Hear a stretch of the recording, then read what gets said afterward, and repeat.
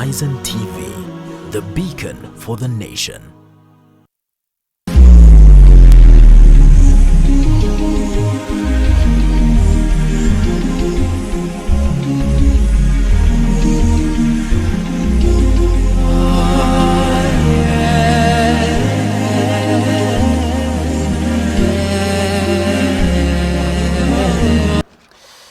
Exactly 10 minutes past 8 p.m. Welcome to the live Real Talk. It's another week full of governance, leadership, and political activities in this great nation of country. Welcome to the live Real Talk. My name is Kassim, and tonight we'll be looking at some of the issues that have made headlines throughout the week. Let's start by Kibra by-election. Of course, the ODM and ANC rallies that took place on Sunday and led to some summoning. We're looking at Minority Whip in the National Assembly, Honorable Junet Mohamed being summoned, Embakasi East, Honorable Babu Obino being summoned, and former Embakasi South, Honorable Irshad Sumrak, that was summoned by the director by the NCIC, National Cohesion and Integration Commission. Of course, again, the ODM party with the ODM candidate, Honorable Bernard Otieno Okoth, was summoned again, and they appeared before the Independent Electoral and Boundaries Commission as well today. We're going to tell you more about that.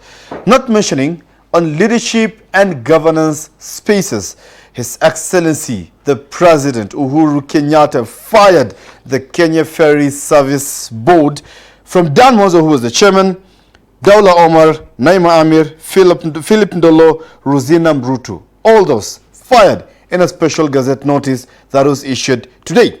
Of course, with something else that angered Kenyans on social media, all over, we looked at the President Uhuru Kenyatta recent appointments. Actually, the reactions came after His Excellency the President appointed Mary Wambui as the chair of the Employment Authority. Of course, joining me tonight to discuss some of these topics, amazing topics, are this great panelist, Abdullahi Kigen. Yes, sir. Assalamu alaikum. Wa alaikum Karibu, and Mr. Fred. Thank you. Barigani. Salaam. Karibuni sana. Thank you. Welcome, gentlemen. Yes, this is the live Real Talk. Remember, you can join in the conversation at Horizon TV and all our social media platforms, and 0754 707 707 is our call-in live. Call me, let's talk. Gentlemen, karibuni sana. Thank you. Let's start on matters leadership and governance. His Excellency the President just fired 5 people. Yeah, 5. Kenya Ferry Service Board members in a special gazette notice that was issued today. Of course, this is inspired by the recent Likoni Ferry Services incident. What's your take on that, Fred? Starting with you. Ideally, for myself, of course, I would firstly mention that we are so grateful to be here, and the fact that you're giving us opportunity to explore ideas and make these things forward. My individual opinion in regards to the last sackings of the president is that these are pure PR gimmicks they are playing with us as Kenyans, because why is it that after a life or other lives have been lost, that's when they go further to do firing and such things? These are things that had been recommended before, that of course the board was, even the composition of the board in itself, you know, there were reports that were what specifically was recommended? Because you say these are things that were recommended before. So what do you mean by things that were what I recommended mean by before is there was this task force which really did review of the port and even the ferries that are there. So ideally they had done recommendations, and you know, even the fact that the ferry itself was not well serviced to be operating to be carrying wananchi. Okay. So these things ideally these are things that should have been sorted way much before a life is lost. So when after death, that is when we wake up to fire people. Ideally, it is not making sense for me. It doesn't add up. Do you think that these board members are to be held accountable for what happened in the recent Likoni incident? Absolutely, because according to me, this was the Likoni accident was nothing short of negligence. You know, Yes. the accident could have been prevented in the first place. And as the the function of the board is to oversee the operations of the Kenya ferry, and as even some of them maybe even use the ferries, the members of the board, they know how the ferries operate, and they have seen that the ferries go, they carry excess people, the safety procedures are not observed. You find that the ramp that is at the both sides of the ferry is down, which is ideally supposed to be up. I am also very sure that the board members understood very well. I don't want to implicate them, but maybe they know why, because there's word going around of an issue of ghost workers, where we have the divers or the divers or swimmers, or let's just call them rescuers.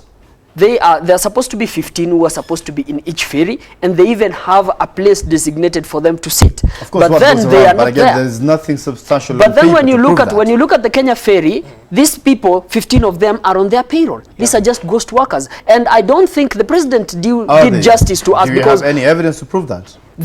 I have said there is what going around. Grapevine. But whatever we say, that can't be treated as rumors. I want to understand that point. That what goes around. There is what going around, but what is said is never far from the truth. At the end of the day, the president did due diligence, because these people cannot be in office. Just one thing, Mr. Abdullahi, please, if you don't mind. What goes round? So these are just rumors. This is grapevine. Yeah. It cannot be substantiated. It is yet to be substantiated. Yet to be substantiated. Yes. So as it is right now, we can treat it as rumors. Yeah. And not the gospel rubber-stamped truth. By gospel rubber-stamped truth, I think you mean DCI rubber-stamped truth, right? Exactly. Yes. It is yet to be DCI rubber-stamped, because these are the people who use the ferries. Okay. Fair enough. Of course, it didn't reach that far. I mean, just like I normally say, these things are written on the wall. Okay, even the fact that the vehicle itself which sank there, I mean, how long did it take to sink, for heaven's sake? I mean, if we had divers who were competent enough in the ferry at that particular time, they would have done something, And this board, they see all these reports each and every time. And much as we are saying it was not their negligence, I mean, it was so, Gentlemen, I'd have to understand that we are assuming reports are being done and they're being tabled to the board. There is a report which was tabled to the board. I mean, not unless we are very confident that Yes. we have evidence that a particular report X and Y and Z were tabled and the board did not act upon them. But Faisal, this is not even an issue of the people who died and the car that went into the ocean. It is generally an issue of how the Kenya ferry has been running. It has been running in a shoddy manner. Safety procedures haven't been looked at really as it is supposed to be, and thousands of Kenyans are using the Likoni channel and other ferries, which is very dangerous to people. So the president, for me, did justice to these to the people to Kenyans generally, because you can't have people who are overseeing who have failed in their role of overseeing, actually. Interesting. Thank you so much. Now, when the president fired these 5 people, of course we are expecting new faces to be appointed on the board, right? And the recent appointment of Mary Wambui angered Kenyans, and they went out on social media, even in mainstream media, all out, ranting to the president. Why doesn't he consider the young people for this post? What's your take on the president's recent appointments? Of course, sometimes we would say that the president's idea of the youth is that we don't deliver. That is what he believes that we are.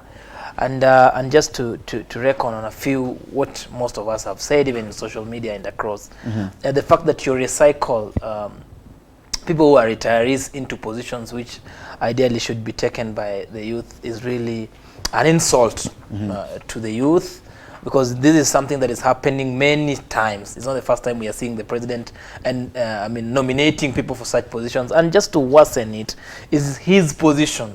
The last time he did it for Mudi Awori, and when Kenyans questioned, he talked about incompetence of the youth. But again, I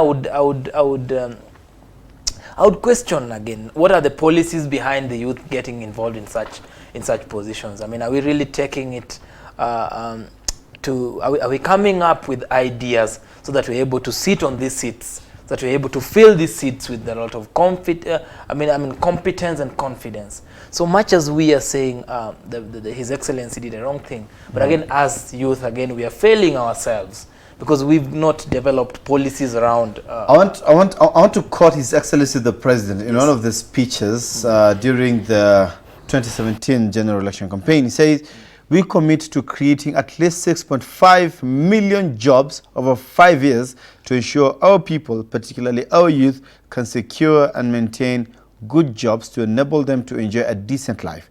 We will concentrate investments in the sectors that are growth-oriented and job-creating."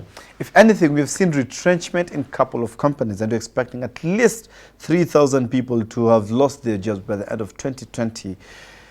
In this recent appointment, there is no single person that has been appointed who is under 50 years.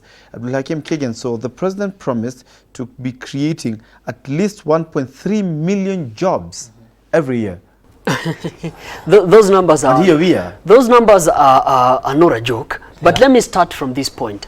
If you have noticed, the president appointments has been to reward the people who stood with him, so to speak. You know, it is to reward loyalists, to say. And it's not even based on merit or based on anything. The president has come out to defend himself more than once, saying that young people, they tend to be more corrupt. And for me, and that's why, and that is a justification for why he likes recycling other people. Yes. And for me, that tells me that you're recycling these people because they are not stealing money now simply because they stole enough. Yeah, they have enough. And right now they're not stealing. And my argument is this, Faisal. If you look at it this way, I think we are also sugarcoating this thing so much, and we are missing the point. Because if you look at these appointments that have raised questions in many Kenyans in social media, they are just around less than even 30 appointments. But the elephant in the room for me is the millions of youths who don't have jobs out there. As you have mentioned, many people are losing our jobs. We are being told that our GDP is growing by 6.6%, but 2,000 people are losing their jobs. And it's simple. It's just an economical issue, a policy issue. Our current unemployment rate stands at 9.3%, of course, coming down from 11.5% last year, of which the highest, according to Trading Economics, has been 12.5% in the year 2009. And both of you, I'm feeling the temperature in the room is that youth are quote-unquote incompetent, as per what you guys are saying. Do you mean to say that we lack competent, young, upright, young men and women who can drive the agenda of this country moving forward? We have quite a number of people who are competent, and ideally I mean the youth. But the only problem is they're not given opportunity to exactly explore. And you guys, if I can quote you, you're just saying that the youth, if I can quote you, you said that we youth, we are failing ourselves because we are showing incompetence. Where have we failed ourselves? We have failed ourselves because we are not supporting each other. We've not come up strongly just to support policies behind. Ideally, even the fact that the one-third gender role was implemented was because the women were so strong about it, you know. So us as youth, we are not so strong in terms of implementing these things that we. Okay, so what can you do besides besides acquiring knowledge, acquiring skills, and actually going after these opportunities? What else can the youth do? We need to have policies so that in case there are such nominations that are done, out of 10, at least there should be youth, or rather 3 or 4 or 5. Okay, so who in the absence of this in this country? I mean, the policy makers, you know them. I would call them hyenas because they go there to eat. I mean, they're not really. Now that they're not given the opportunity to get to that point, then how will we guide the policy making? Allow me to speak from this kind of perspective. The problem, we cannot forego the problem of unemployment that we have, as you said. And Kenyans are losing jobs, and Kenyans don't have jobs. And for me, the policy problem starts from here, okay? These people that are losing jobs means some businesses are falling, right? Yes. Some businesses are not doing good. And Faisal, let me say this. My mother is 64 right now, okay? And she worked for around 35 years. And for all the 35 years, every month she saved 500 shillings, okay? This 500 shillings didn't sit in a bank account. No, It went to the Retirement Benefit Authority, which NSSF belongs to it. Okay, and every single month, Faisal, hundreds of billions are given up by Kenyans in premiums so that this can be given for retirement. And even as you are aware, even house managers, house help, some people may call them that, they give out this money to NSSF and the Retirement Benefit Authority at large. This money again doesn't just sit at the Retirement Benefit Authority's accounts for all those years. What happens is this money is being given to big companies, and it's taken to treasury bills and treasury bonds and treasury notes. They are invested there, and they are invested in these big insurance companies so that they can reinvest, you see. And that is why you find that the economy is growing here, but not here at the ground. Because who needs that money? This money is needed by the young entrepreneurs here who need to be funded. Because and the policy issue comes here, Faisal. You find that the government has a policy where it says, let's fund big companies so that they can create more jobs. These small companies, entrepreneurs and SMEs, leave them around. They can't do much. And this is where we have the disconnect, Faisal. And I'm saying you, and I'm looking at you veering off from the topic. My question was, don't we have young, upright men and women to take up these jobs? Of Absolutely, course, we have. Much more will be coming after the break, because my producer is telling me that we have to go for a very short break. And please, don't you go away. Remember, 0754 707 707. Call in live and be part of the conversation. 21951 is our SMS line, and at Horizon TV on all social media handles. Please don't go away. We'll be back after this very short break.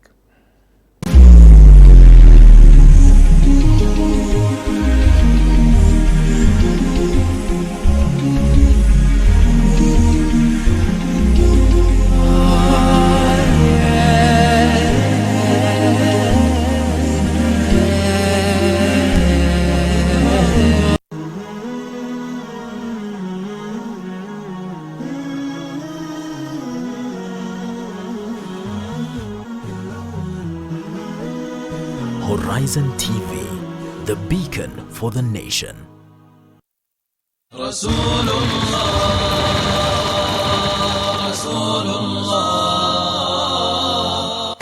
Akawa Abdul Muttalib ampenda sana Mtume sallam hata kushinda watoto wake. Na Abdul Muttalib, Mtume Muhammad sallam alikuwa ni mjukuu wake. Abu Talib na babake Mtume sallam dimba ndugu, tumbo moja, mama moja, baba moja. Baada ya miaka miwili Abdul Muttalib kufa, alipofika miaka 10 wakaamua kufunga safari kwenda Sham, kwenda kufanya biashara. Faqala rahib, huyu mtoto akifika akionekana dola ya Rum watamuua. Akaamua kurudi kuweza kuishi katika mji wa Makka kwa mara nyingine.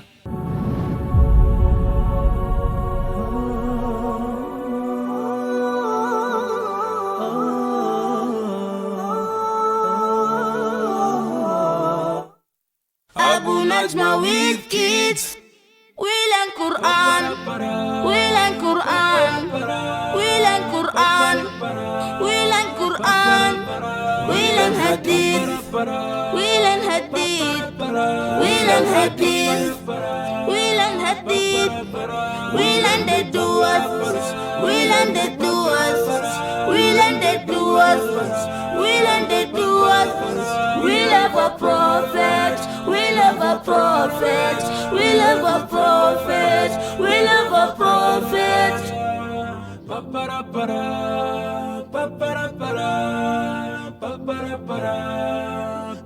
Abu Najma with kids. Abu Najma with kids. We learn Quran, we learn Quran, we learn Quran, we learn Quran, we learn Hadith.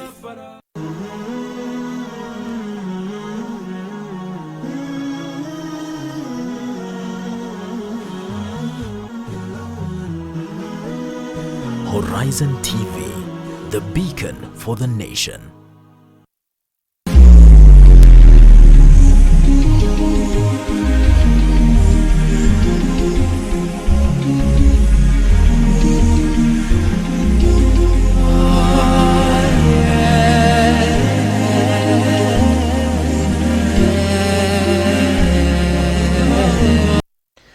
Assalamu alaikum and welcome back to the second segment of the live Real Talk. We are still talking about the recent appointment by His Excellency, the Head of State, the CIC, Commander-in-Chief, and the Head of State, His Excellency, the President Uhuru Muigai Kenyatta. And Abdullahi, I cut you, and I remember cutting you and saying that maybe you're veering off from the topic. And we are talking about the recent appointment, that why is it the President considering the young, brilliant minds of this nation? I remember when they were campaigning, and this is a discussion we had yesterday during the newspaper review with Abu Bakr Mushiri and Dennis Nzoveri, when the President was campaigning for his re-election in 2017, they packaged themselves as this youthful duo. Yes. From 2013, actually. They packaged themselves as this youthful duo.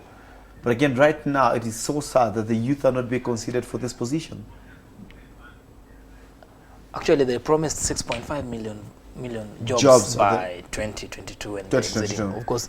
And sometimes this really provokes our emotions, even in terms of how they are handling. Of course, even if the President would be considering the elderly for such positions, and even taking few young people or even youth so that they get into mentorship programs, that would also at least be ideal. You understand? But we are not even given this opportunity to be mentored.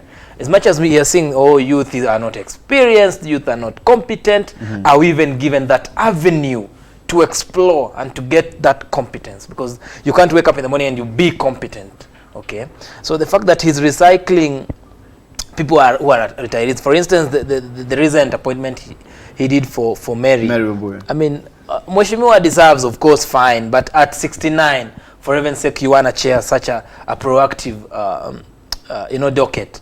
It is really a question of thought, and we really need to rethink about it. Faisal, Yes. my point is very clear, that we have brilliant young people. You know, we have guys that when you talk to, you just see the potential in them and the greatness in them. So we have to debunk the notion that we don't have competent young people. Yeah. But for me, Faisal, this is where my foot stands. The positions, this is where I see most of the people, most of the Kenyans are losing the point actually in all these conversations. At the end of the day, all these positions, there are very few positions. And the elephant in the room, as I had said earlier, is the high unemployment rate, and the people who are mostly affected by this are the many youths who are jobless. And if we don't fix this is an even bigger problem than these small appointments we are seeing. And let us not forget one thing, that the best way to eradicate unemployment is through funding entrepreneurship, nothing else. Interesting. On the flip side, this quote-unquote retirees who have been appointed by the President Uhuru Kenyatta, do you think they deserved these positions, friend? That conversation would go longer and longer and longer, because if we say that they deserve, that is now relative. To what extent do they deserve? Unless we would say that they deserve rewards from their master. Of course they do. You know, if after you have worked for me, then I need to reward you. An example I can give for Honorable Mudia Wari. Yes. I mean, the transformation. Yes. He did in the, I don't want to call them jail. Of course, even the fact that Mudia Wari at 92, he would be given such a youthful position in itself. Of course, they would have gotten some other spaces to reward Mudia Wari. Even however much he did for us as a country, of course, we honor him. But for you to be taken to a youthful, position like for sports, and that needs a very proactive. But he's in the policy level. He's at the policy level. I mean, he's not there actively doing the sports. Of course, even at the policy level, they have to be included in the policy making. I mean, even Moody's, of course, we haven't checked through, but even his inner house, or the directors is working with. I'm pretty sure if we check right now, we wouldn't find an eighth of youth being part of that panel. Listen to this. Before you say something, Abdullahi, I want you to couple up your answer with this insert from a young man. It's an article. Say, I'm a youth below 30 years, and I think Uhuru is not making a mistake by appointing the older adults into the government. Why? Because these people bring in a great deal of experience to state agencies. Furthermore, they have more training, more education, more life experience than the youth. So that's why I'm asking, don't you think they deserve this? Don't you think it's ideal for them to take up such positions? Okay, first of all, let me start by let's start by looking something at one factor, very simple, demographics. Okay, the youth currently constitute the largest percentage of Kenyans, yes. And that needs to be translated in all the sectors. It needs to be translated even in the employment sector. Coming back to the issue where the youth in that article is lamenting sort of or saying that the president is okay by not putting up young people. You know, we can't. To me, he's right, because we can't rule out the fact, the fact that we can't rule out the experience fact in our old people, what they've seen, you know, and the kind of knowledge and skill that they've garnered by working for so long. But again, let us remember in tandem that these old people, they don't have the bravado, you know, and the hunger for success and the hunger for achievement as young people have. And again, let's not forget, you know, it comes naturally. Young people are more innovative than old people. That's why you find Mark Zuckerberg is a young man. The people who come up with disruptive, you know, technologies and disruptive kind of businesses these days are young people. Actually, this corresponds with the comments from Mohamed _M_Oteur. That's Mohamed Oteur, who says that they have the experience, but whatever was good 10 years ago might not necessarily be good today. We need fresh ideas. Gentlemen, I'd love to throw that under the carpet at this juncture and let's get into matters politics. Another week full of activities. We saw the NCAC, National Cohesion and Integration Commission, summoning 3 members. 2 sitting honorable members, that is the Embakasi East Member of Parliament, Honorable Babu Owino, and Suna East Member of Parliament, the Minority Whip in the National Assembly, Honorable Junet Mohamed, of claimed hate speech that they said during the Sunday Kibra rally. Of course, the third person is the former Embakasi South Member of Parliament, Irshad Sumra. What's your take on that? Because a couple of weeks ago, we saw pictures floating on social media and the mature politics that was witnessed in Kibra, where convoys of Bernard Otieno Okoth and MacDonald Mariga of the Jubilee, they were crossing each other and they actually waved at each other. They actually shook hands at some point. This is the kind of mature politics that we witnessed a couple of weeks ago, actually, just after the ODM nomination, after the ODM primaries. But now it's something else. Shaking hands, of course, doesn't mean peace. And I will tell you for free, the absence of war doesn't mean that we are so peaceful. And it's all written in the world that the fight for Kibra is really, it's going to be tougher and tougher as time goes by. But again, I wouldn't defend our leaders for having shown us the ugly picture they are. Because of course, as people who are following from behind, they're really giving us a bad picture. Because if you see a Mheshimiwa, I mean, exchanging with colleagues, fighting for a position that, of course, even during the nominations, I would say Kenyans themselves were not given due diligence to vote and to select people whom they would want to represent them up high there. Ideally, it was influenced by other basic factors. So the fact that people are having issues on the ground, of course, we still peg them on the kind of leaders that we have, the kind of leadership who embrace fights, and of course, what hurts most is the kind of people they use. We get back to youth, and they're capitalizing on the fact that youth are unemployed. So the youth are being exploited in this aspect. Big time. Because they're the people who are being used for chaotic engagements on the ground. So ideally, it's up to us as youth, again, to up our game, you know. Of course, you want us to elect you, but what are you bringing on board? Are you giving us fundings to our projects? Okay. What are you bringing? What value addition, other than the fact that we'll make noise for you in the streets? Okay. Are we going to develop policies behind such occurrences, that in case such are mentioned, to have participated in such from our own selves as youth? And it's high time we have got youth caucuses that are given full support, I mean, by the government, institutions that are governed by youth and created by youth.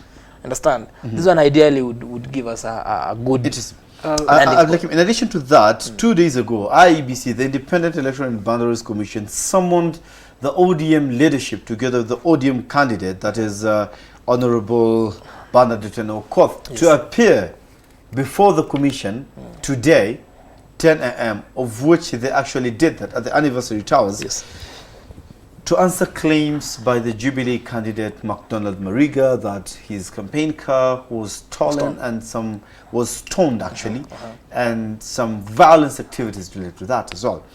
What does it tell about the state of politics in this nation? You know, I was seeing the short clips, you know, on Twitter and going Before around. you continue, I think it's worth to mention that the case was dismissed earlier on today, around 3 o'clock at the anniversary towers. Yes. And you know, looking at the clips and the news and seeing what was happening, you know, all the way from Aisha Jumwa in Malindi, we had this case in Kibra again, and it's so depressing, and you even get tired, you know, you just feel like, what the hell is going on in this country, you know? And one peculiar thing with Kenyans is that Kenyans are no longer even concerned about things. They're just too much tired, you know, and looking at these things, it's so heartbreaking. But the point for me is this: the kind of intolerance that we've drawn to our political scenes, it's unacceptable. Because we've gotten to a point where if you are on the other side of the political divide, then automatically you are my enemy. You are not my competitor. This is simply competition. It's not enmity, and this is what we have to drive to the people. Is it fair, is it fair to say that the political intolerance is on another level? Is it fair? Do you think it's fair to say that? Yeah, it's very fair to say that. Because when you see somebody, you know, from another political camp going to the other political camp and causing commotion, I mean, what is that? Because this fight. And my question, why I'm asking whether it's fair to say that, because we are seeing this is 1 or 2 or 3 incidents. Let's say the stoning of the car, of the Jubilee's candidate car, and the death in Kilifi. In Kilifi, yes. In Kilifi. 2 incidents against how many that portray peace at the end of the day. We saw Honorable Aisha Jumwa, who is still quote-unquote regarded as an ODM member in parliament, but again she's outside there openly campaigning for the government. Okay, first of all, shaking hands with the ODM's candidate, Honorable Bernadette Okoth, and parliament buildings, shaking hands with Right Honorable Prime Minister Raila Amolo Odinga, but yet when she steps on the podium, it's something else. Yeah, and precisely that is my point. That is what I was saying. I mean, some hypocrisy behind this. Do you feel it's fair to say we have political intolerance, yet we see these other activities that tend to promote peace and harmony and coexistence? Absolutely, because what is the point of us shaking hands in parliament where it's full of police and and the environment is friendly, and when we go to the ground we are fighting, and our followers are fighting, and we can't say anything about it. On the contrary, we are even encouraging it. But particularly for the issue of Kibra, you know, the utterances made by Babu Owino and Junet, I think they are not doing justice to Kibra. I don't think that could have said, especially, and let me pick on this particularly, when they said that on the day of voting, we don't want to see anybody else here. We only want to see ODM people here. I wonder if that could have been said. Did they say that? Yeah, they said that. If you can play the clips if you have them. I wonder, can somebody else say this? Could this have been said if it was somewhere else apart from Kibra? I think these people are treating people of Kibra, you know, because of Kibra being an informal settlement. They are not giving these people dignity. How can you say such remarks because you deem how do you see these people? What I would say, if it was in other areas, would such kind of conversations be said to appeal the masses? Ideally, the Kenyan politics and its setup and the way we engage our political, you know, even campaigns and everything, all the way from 2007 to 2012 to 2017, even what we are going to expect in 2022, it's just the same. Okay, it's a sequential move. Okay, because when people were fighting in 2007, it was all chaotic. All that brought these were utterances from our leaders. And ideally, I wouldn't mention that ODM people are saints. They are not. But the same thing is replicated the other end. So what I would agree with my brother here by so saying, in Kenya, the fact that we are competitors, we develop it to become an enmity in the making.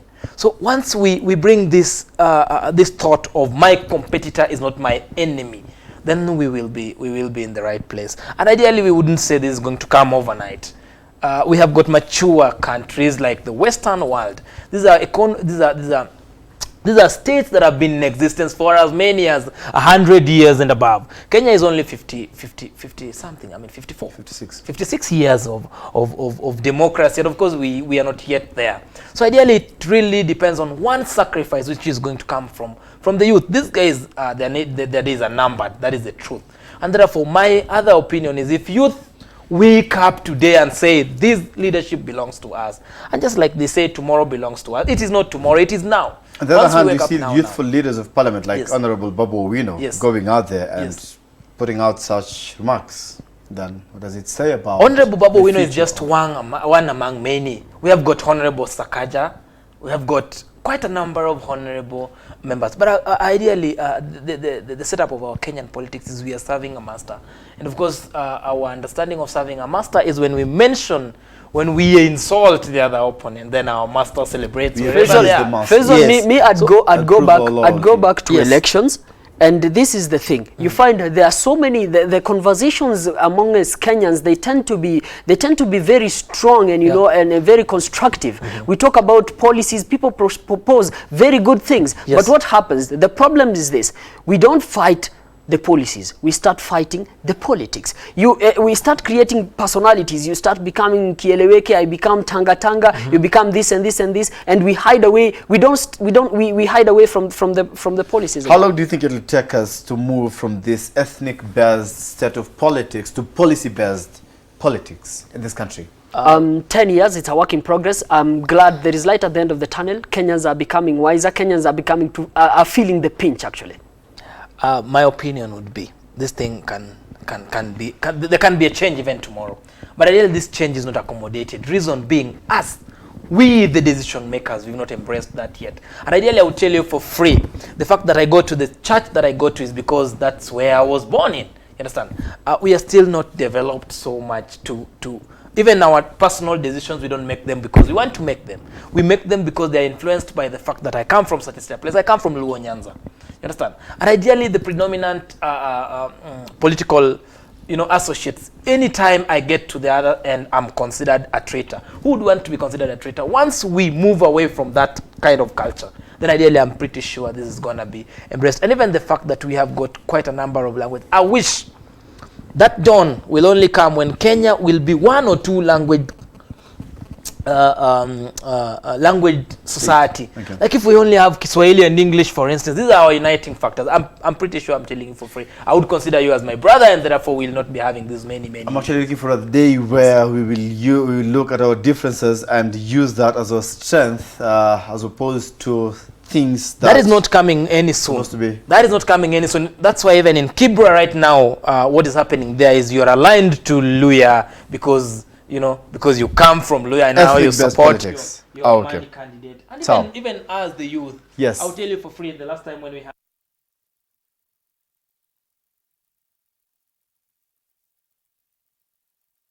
the Jubilee MP who Kiharu and yes when he Nyoro.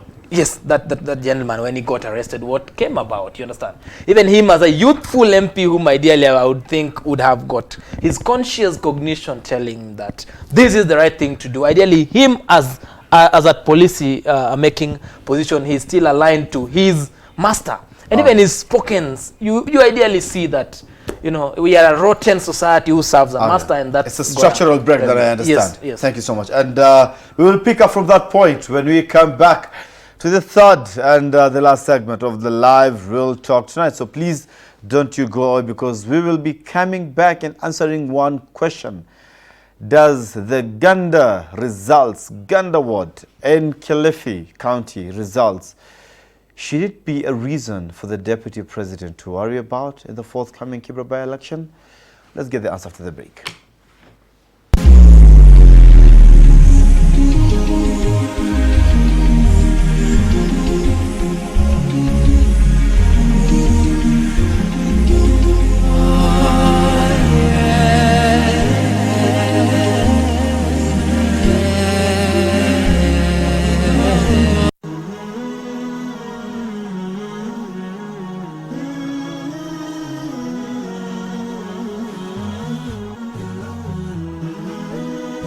Horizon TV, the beacon for the nation.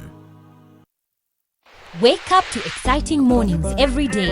Active Jumatatu with Mohamed Obura. Tech Tuesday with Yusuf Farah.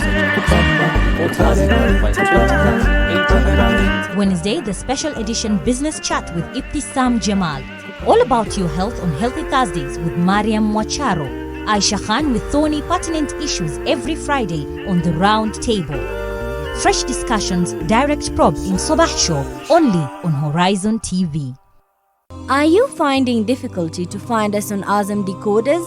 Rescan your Azam decoders and find us on channel 008. Horizon TV, the beacon for the nation.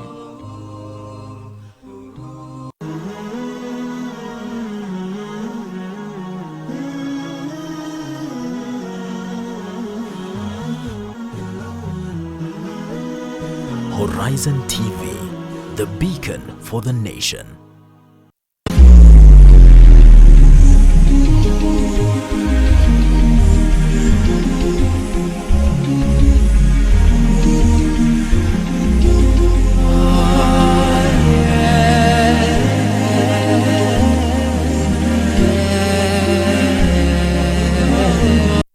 Okay, thank you so much, Mohamed Gitonga. There, ODM's Ruben Katana managed to garner at least 4,177.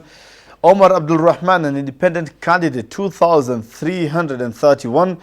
Joseph Kipondas of Jubilee, 599. And Kadu Wasile's candidate, 362. This were the results of Ganda Ward, Kilifi County.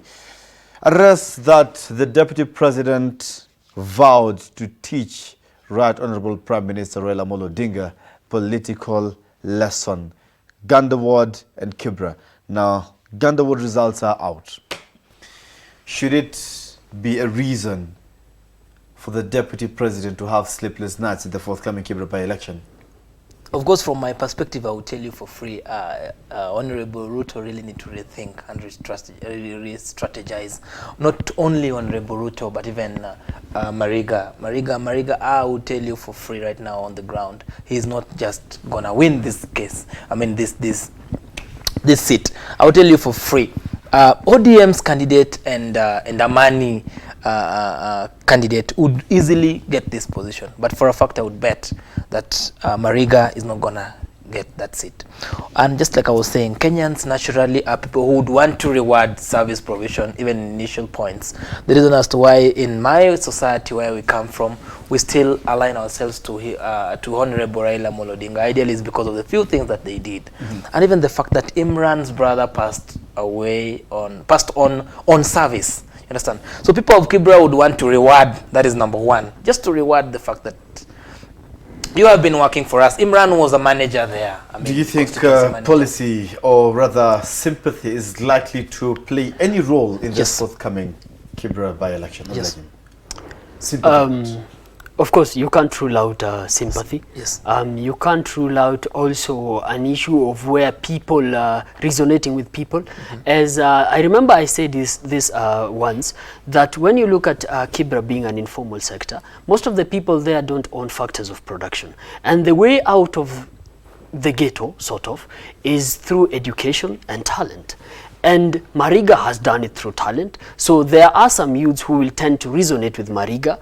And definitely Ken Okoth, may his soul rest in peace, did a phenomenon work, especially in education. And he touched, the lives of many people. And there are people who feel like they should vote for Imran Bernard Okoth as sympathizing, with what their brother really did for them.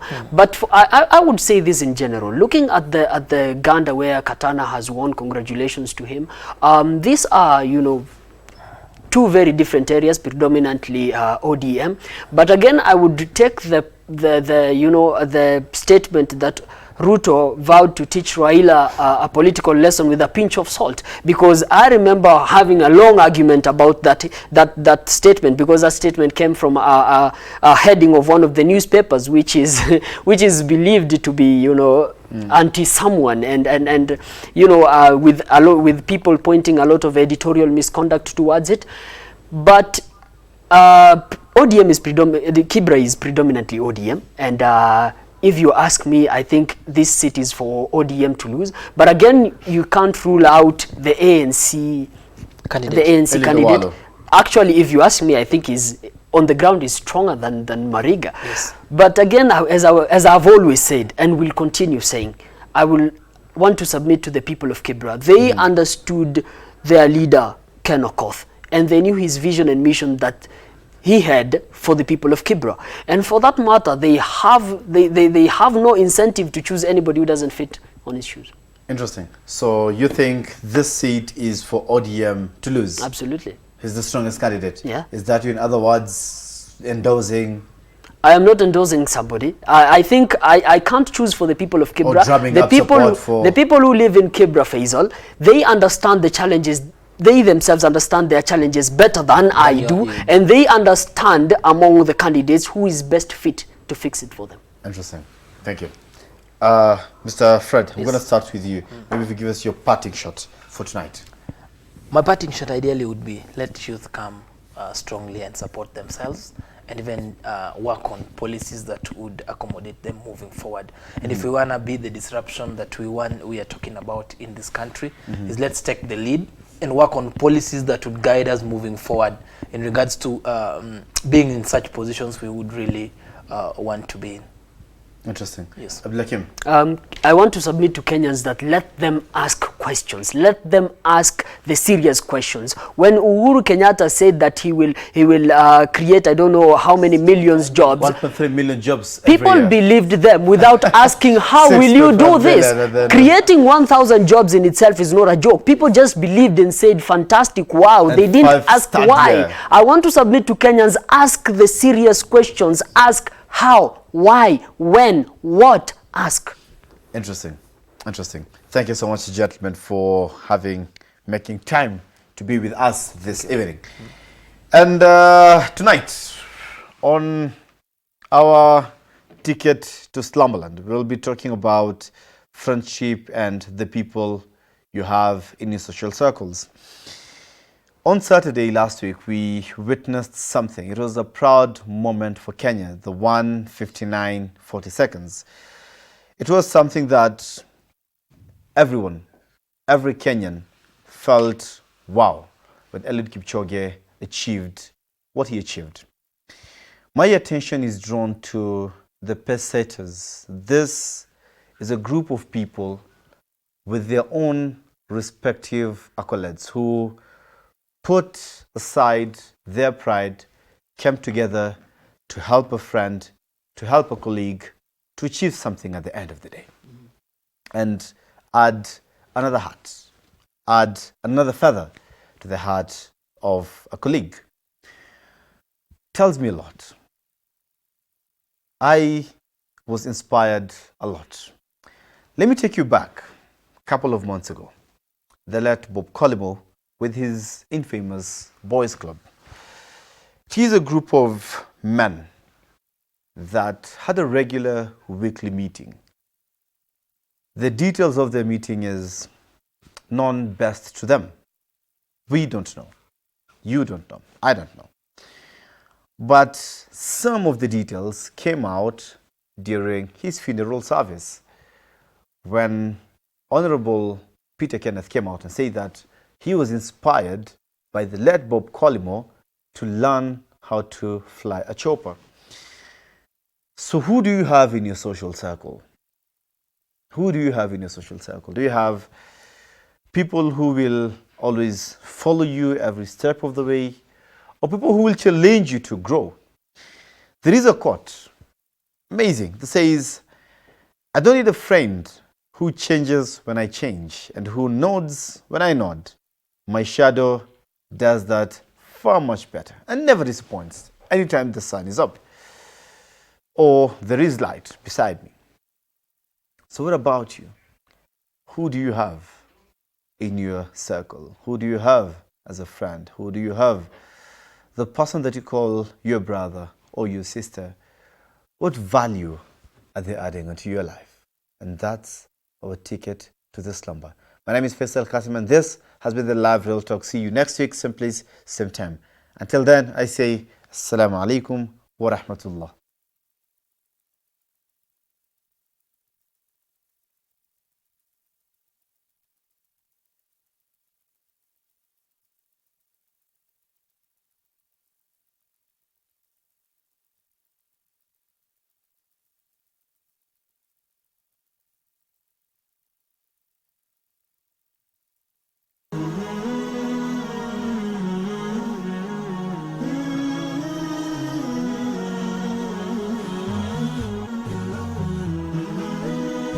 Horizon TV, the beacon for the nation. رسول الله